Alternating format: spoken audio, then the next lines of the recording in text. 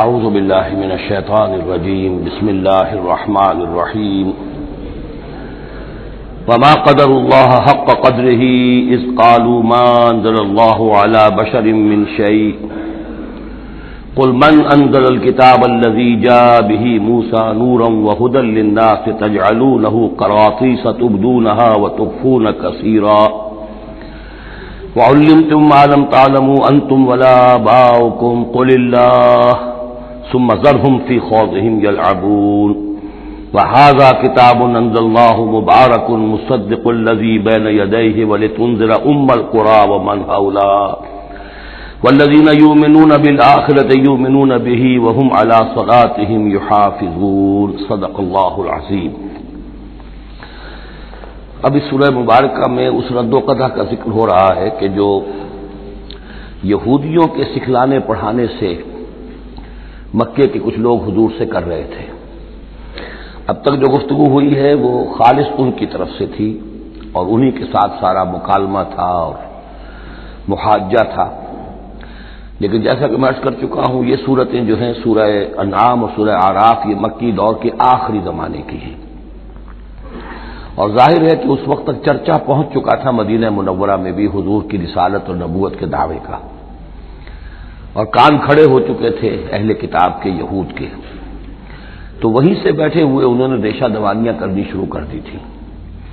اور جیسے کہ ہم پڑھ چکے ہیں کہ جب زدہ میں کوئی آ جائے تو وہ یہاں تک کہہ بیٹھتے تھے کہ ان مسلمانوں سے تو یہ مشرک بہتر ہے جو بتوں کو پوجتے ہیں وغیرہ وغیرہ۔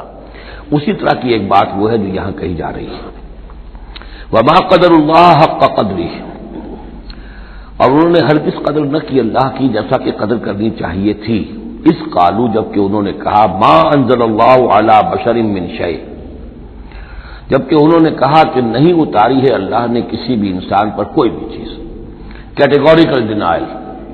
چونکہ یہ لوگ جو تھے مکے والے یہ کتابوں سے واقف نہیں تھے، تو یہود نے سب سے پہلے جو ان سے کہا وہ یہ کہ یہ سب خیال ہے، وہم ہے، اللہ نے کبھی کوئی چیز اتاری ہی نہیں کسی پر۔ اب چونکہ یہ سوال آیا تھا ان کی طرف سے، لہذا جواب میں مشرکین مکہ سے خطاب نہیں کیا ہے، بلکہ براہ راست جن کی طرف سے یہ بات آئی تھی ان سے خطاب ہے۔ قل من انزل الکتاب الذی جاء بہ موسیٰ، ان سے پوچھئے کہ پھر کس نے اتاری تھی وہ کتاب جو موسیٰ لے کر آئے تھے؟ کیا وہ من گڑھت تھی موسیٰ کی، اپنے ہاتھ سے لکھی ہوئی تھی؟ اگر اللہ نے کبھی کچھ نہیں اتارا تو من انزل الکتاب الذی جاء بہ موسیٰ نورا وہدی للناس، کہ جو نور بھی تھی اس کے اندر نور بھی تھا، وہ خود روشن تھی اور لوگوں کے لیے رہنمائی تھی۔ تجعلونہ قراطیسا، تم نے اسے ورق ورق کر دیا ہے، ٹکڑوں میں بانٹ دیا ہے، حصوں میں تقسیم کر دیا ہے۔ تبدونہا وتخفون کثیرا، کچھ کو ظاہر بھی کرتے ہو لیکن اکثر کو چھپا کر رکھتے ہو۔ یہودیوں نے کتاب کو جس طرح چھپایا ہے اور اپنے من مانی فتویٰ فروشی کے لیے تو انہوں نے یہ شکل اختیار کی تھی کہ عام لوگوں کے ہاتھ میں یہ کتاب نہیں آنی چاہیے، بڑی محفوظ رہنی چاہیے وہ، اور یہ کہ عام لوگوں کی دسترس میں نہ ہو۔ وَعُلِّمْتُمْ مَا لَمْ تَعْلَمُوا أَنْتُمْ وَلَا آبَاؤُكُمْ، اور تمہیں سکھائی گئی تھی وہ سب باتیں جو نہ تم جانتے تھے تمہارے آباء و اجداد جانتے تھے۔ قُلِ اللَّهُ، کہیے یہ سب اللہ نے نازل کیا، تورات بھی اللہ نے نازل فرمائی تھی، انجیل بھی اللہ نے نازل فرمائی تھی، اب یہ قرآن بھی اللہ نے نازل فرمایا ہے۔ ثُمَّ ذَرْهُمْ فِي خَوْضِهِمْ يَلْعَبُونَ، پھر یہ بات کہنے کے بعد اے نبی صلی اللہ علیہ وسلم ان کو چھوڑ دیجئے اور ان سے کنارہ کشی کر لیجئے، وہ اپنی باتوں میں خرافات کے اندر کھیلتے رہیں۔ وَهَذَا كِتَابٌ أَنزَلْنَاهُ مُبَارَكٌ، اور اب یہ کتاب ہے جسے ہم نے نازل کیا ہے بڑی بابرکت ہے، مصدق الذی بین یدیہ، جو تصدیق کرتے ہوئے آئی ہے اس کی جو اس کے سامنے موجود ہے۔ وَلِتُنذِرَ القرى ومن حولها، تاکہ اے نبی صلی اللہ علیہ وسلم آپ خبردار کر دیں القرى اور اس کے آس پاس کے لوگوں کو۔ القرى، قرى قریے کی جمع ہے، قرى بستیوں کی ماں، بستیوں کی جڑ، بستیوں کی بنیاد۔ ہر ملک کے اندر ایک شہر ایسا ہوتا ہے کہ جو گویا کہ اس کے لیے مرکز کی حیثیت رکھتا ہے، دارالخلافہ کہیں، دارالحکومت کہیں۔ تو اگرچہ عرب میں کوئی حکومت نہیں تھی مرکزی حکومت، لیکن یہ کہ عرب میں، جزیرہ نما عرب میں مکہ مکرمہ کو القرى کی حیثیت حاصل تھی۔ یہی ایک شہر ایسا تھا کہ جہاں تو یہ کہ کعبہ تھا، تمام قبیلے جو ہیں وہ یہاں حج کے لیے آتے تھے، ان کا مذہبی مرکز تھا۔ پھر یہ کہ جو قریش کو خاص طور پر ایسٹ ویسٹ ٹریڈ کے اندر جو خاص مونوپولی حاصل ہو گئی تھی، اور وہ بھی اسی کعبے کی برکت کی وجہ سے، اس کی وجہ سے پیسے کی ریل پیل بھی تھی، قافلے آتے تھے جاتے تھے، یہیں سے ہو کر جو یمن سے قافلے چلتے تھے مکے سے ہو کر شام کو جاتے تھے، شام سے آتے تھے مکے سے ہو کر پھر یمن کو جاتے تھے. یہ ام القریٰ ہے. تو اے نبی ہم نے آپ کے پاس اب یہ کتاب نازل کی ہے جو مبارک ہے، تاکہ آپ ام القریٰ میں جو رہنے والے انہیں خبردار کریں، اور من حولہا، اور جو ان کے ارد گرد ہیں. اب یہ من حولہا کا معاملہ یہ ہے کہ اس کا تو دائرہ بڑھتا چلا جائے گا، اس لیے کہ ایک ماحول امیڈیٹ ہے، ایک ذرا اور فاصلے پر ہے، ایک اور فاصلے پر ہے. اور ویسے یہ ہے کہ دنیا کا نقشہ اگر ہم دیکھیں کہ جو بھی پرانے بر اعظم تین تھے، ایشیا، یورپ اور افریقہ، باقی یہ کہ امریکہ بھی بہت دیر کے بعد جا کر دریافت ہوا ہے، آسٹریلیا اور انٹارکٹک اور انٹارکٹیکا جو ہے، تو یہ اصل میں ناف معلوم ہوتی ہے ان تین بر اعظموں کی. تینوں بر اعظم جہاں پر جڑ رہے ہوتے ہیں، تقریباً یہ علاقہ ہے جسے ہم مڈل ایسٹ کہتے ہیں. یہ مڈل ایسٹ تو اس کے لیے مس نومر ہے، صحیح لفظ نہیں ہے، لیکن یہ ضرور ہے کہ یہ نقطہ اتصال ہے جہاں یورپ مل رہا ہے، ایشیا مل رہا ہے، افریقہ مل رہا ہے، اور اس جنکشن پر یہ جزیرہ نمائے عرب واقع ہے. لہذا یہ اس اعتبار سے پوری دنیا کے لیے بھی ایک مرکز کی حیثیت رکھتا ہے. تو من حولہا میں پھیلتے چلے جائیں گے تو پورا قرہ ارضی بھی آ جائے گا. والذین یؤمنون بالآخرۃ یؤمنون بہ، اور وہ لوگ جو آخرت پر ایمان رکھتے ہیں، یعنی یہ کہ ان لوگوں میں سے بھی، مشرکین میں سے بھی، ایک تو وہ جو سرے سے منکر ہیں بعث بعد الموت کے، لیکن جن کے ذہن میں کچھ بھی تصور ہے کہ نہیں ہے، اب یہ اٹھنا ہے، جواب دہی ہے، تو پھر یہ ہے کہ وہ اس پر ایمان لے آئیں گے. وہم علی صلاتہم یحافظون، اور وہ اپنی نمازوں کی حفاظت کرنے والے ہیں. اس میں اشارہ ہو رہا ہے کہ لوگ ایمان لے آئے ہیں، آخر مکے ہی میں سے تھے نا تمام صحابہ کرام مہاجرین. ومن اظلم ممن افترى علی اللہ کذبا، اس سے بڑھ کر ظالم کون ہوگا جس نے اللہ پر کوئی بات گھڑ کر منسوب کر دی، نمبر ایک. اور نمبر دو، او قال اوحی الی ولم یوحى الی شیء، اسی طرح اس شخص سے بڑھ کر ظالم کون ہوگا جو یہ کہے کہ مجھ پر وحی کی گئی ہے جبکہ اس پر کوئی وحی نہ کی گئی ہو. یعنی یہ دونوں باتیں برابر کے گناہ ہیں شناعت کے اعتبار سے. اللہ کی طرف کوئی شے منسوب کر دینا یا یہ کہنا کہ مجھ پر کوئی شے وحی کی گئی ہے، یہ دونوں باتیں برابر کی ہیں.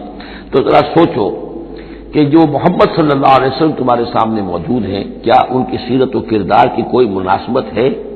ان کی زندگی کے اندر کوئی اور پہلو تم دیکھتے ہو ایسا کہ جو اتنے بڑے بڑے گناہوں کے ارتکاب کی بھی ان سے توقع رکھتے ہو؟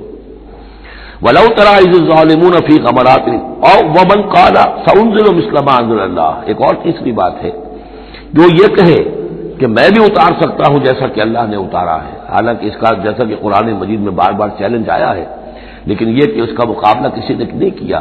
پھر بھی یہ کہ زبان میں یہ الفاظ کہہ دینے کی حد تک کسی نے بکواس کر دی ہوگی. وَلَوْ تَرَىٰ إِذِ الظَّالِمُونَ فِي غَمَرَاتِ الْمَوْتِ، اور کاش کہ تم دیکھ سکتے جبکہ یہ ظالم موت کی سختیوں میں ہوں گے، نزع کے عالم میں ہوں گے. وَالْمَلَائِكَةُ بَاسِطُو أَيْدِيهِمْ، اور فرشتے اپنے ہاتھ آگے بڑھا رہے ہوں گے. اخرجوا انفسکم، نکالو اپنی جانیں.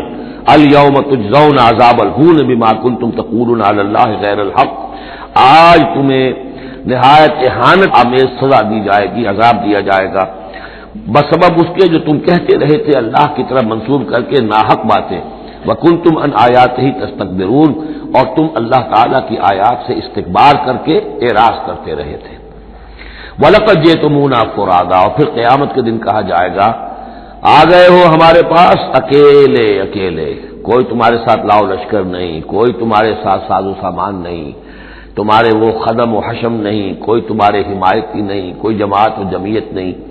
کیونکہ یہ بات آگے بھی کہی گئی ہے سورہ مریم میں، وہ کلہم آتی ہے یوم القیامت فردا، قیامت کے دن ہر شخص کا جو محاسبہ انفرادی حیثیت میں ہوگا.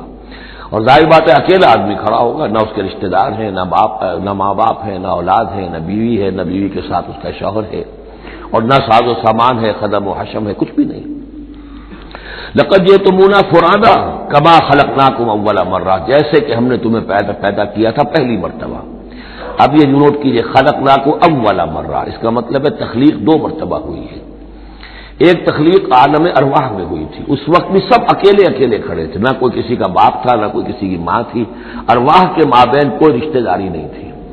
یہ رشتہ داریاں تو پھر عالم خلق میں ہوئی ہیں آ کر کہ ایک باپ اور ماں کا معاملہ ہے، پھر اولاد کا معاملہ ہے، پھر دادا اور پوتے کا معاملہ ہے، یہ ارواح کے مابین کوئی اس طرح کی رشتہ داری نہیں تھی۔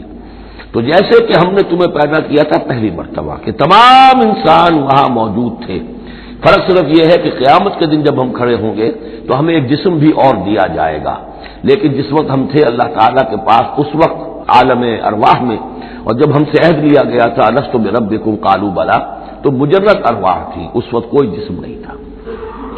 لیکن یہ کہ وہ جو اس کے اندر مشابہت ہے کہ جیسے اس وقت بھی حضرت آدم سے لے کر ان کی نسل کے آخری انسان تک جو دنیا میں ہوگا قیامت تک، وہ سب کے سب ان کی ارواح موجود تھیں، اسی طریقے سے قیامت کے دن بھی یہ سب کے سب کھڑے ہوں گے۔ وَتَرَكْتُم مَّا خَوَّلْنَاكُمْ، اور تم چھوڑ آئے ہو اپنے پیچھے جن چیزوں میں کہ ہم نے تمہیں لپیٹ دیا تھا۔ یہ اصل میں کیا ہے؟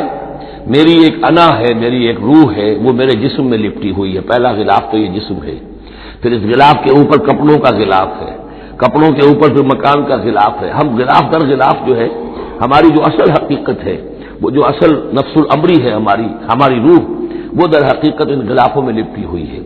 تو جو بھی غلاف ہم نے تم پر چڑھا دیے تھے وہ سب چھوڑ آئے ہو، وراء ظہورکم، اپنے پیچھے۔ وما نرى معكم شفعاءكم الذين زعمتم انهم فيكم شركاء، اور ہم دیکھ نہیں رہے تمہارے ساتھ کہ تمہارے وہ سفارشی نہیں آئے جن کے بارے میں تمہیں گھمنڈ ہو گیا تھا کہ وہ تمہارے معاملے میں شریک ہیں، سفارش کریں گے، تمہیں بچا لیں گے، چھڑا لیں گے ہمارے محاسبے سے، ہماری پکڑ سے۔ لقد تقطع بینکم، اب تمہارے مابین سارے رشتے ٹوٹ چکے، یعنی چاہے انہوں نے حضرت مسیح کو سمجھا ہو شفاعت کرنے والا، تو مسیح بھی اعلان برات کریں گے کہ میرا تم سے کوئی تعلق نہیں ہے، میں کوئی تمہاری شفاعت نہیں کر سکتا۔ کسی نے شیخ عبد القادر جیلانی کو سمجھا ہو تو وہ بھی اعلان برات کریں گے۔ باقی موہوم جو ہے لات عزا منات، وہ کس بلا کا نام ہے یہ تو ہم جانتے ہی نہیں، لیکن جن کو اولیاء اللہ کو، انبیاء کو یا ملائکہ کو اگر سمجھا گیا تھا تو وہ بھی قد تقطع بینہم، وہ سارے رشتے جو ہیں وہ کٹ جائیں گے۔ قد تقطع بینکم وضل عنکم ما کنتم تزعمون، اور اب سب ہوا ہو گئی ہیں، وہ چیزیں گم ہو گئی ہیں، تم سے جاتی رہی جن کا کہ تم زوم کیا کرتے تھے، جن کے سہارے پر تم حرام خوریاں کر رہے تھے۔ ان اللہ فالق الحب والنوا، یقیناً اللہ ہی ہے کہ جو دانے اور گٹھلی کو پھاڑتا ہے۔ دیکھیے عالم خلق کے اندر کیا شکل ہو رہی ہے کہ دانہ زمین میں ڈالا آپ نے، وہ پھٹتا ہے، اس میں سے دو کونپلیں سی نکلتی ہیں، یا آم کی گٹھلی ہے زمین میں دبائی ہے، گٹھلی پھٹے گی، اس میں سے دو پتے نکلیں گے۔ یہ کون کر رہا ہے؟ اگرچہ بظاہر خود بخود ہو رہا ہے، جو بھی اللہ تعالیٰ نے فزیکل اور کیمیکل چینجز کے یہاں پہ قوانین بنا دیے ہیں اس کے تحت ہو رہا ہے، لیکن کرنے والا کون ہے؟ فاعل حقیقی کون ہے؟ جیسا کہ شیخ عبد القادر جیلانی ہی کا نام آیا تھا رحمۃ اللہ علیہ، تو انہوں نے اپنے جو وصایا ہے ان میں بڑا پیارا جملہ لکھا ہے کہ میرے بچے، اپنے بچے کے لیے وصیت لکھی تھی، اس حقیقت کو ہر وقت مستحضر رکھنا کہ لا فاعل فی الحقیقت ولا مؤثر الا اللہ، حقیقت میں مؤثر اور فاعل اللہ کے سوا کوئی نہیں، تاثیر ہے تو اس کی بنا پر ہے، اس کے اذن سے ہے۔ کوئی فعل کا ارادہ تم کر سکتے ہو، لیکن فعل کا بالفعل انجام پذیر ہونا یہ تمہارے اختیار میں نہیں ہے، یہ تو اللہ کے حکم سے ہوگا۔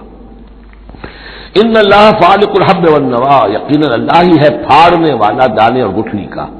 یخرج الحی من المیت ومخرج المیت من الحی، وہ نکالتا ہے زندہ کو مردہ میں سے، اور وہ نکالنے والا ہے مردہ کو زندہ میں سے۔ مخرج المیت من الحی ذالکم اللہ فانا تؤفکون، وہ ہے اللہ، لیکن تم کدھر بچلے جا رہے ہو، کدھر تم الٹے جا رہے ہو، اس اللہ کو پہچانو۔